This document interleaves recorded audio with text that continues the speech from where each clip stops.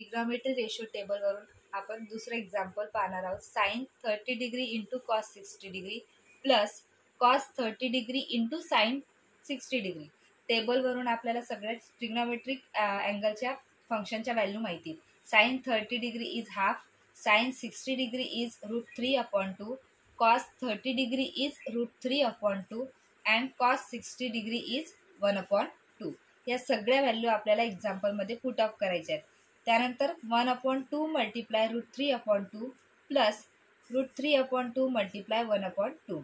दोन फ्रॅक्शनमध्ये मल्टिप्लिकेशन असेल तर आपण डायरेक्टली मल्टिप्लाय करतो. 1 multiply √3 is √3, 2 multiply 2 is 4 plus या ठिकाणी ही सेम आपल्याला √3 multiply 1 is √3, denominator multiplication is 4 is equal to denominator same आहे तर आपण वरची न्यूमरेटरची ॲडिशन करायची. √3 plus √3 is 2 times √3 upon denominator is 4.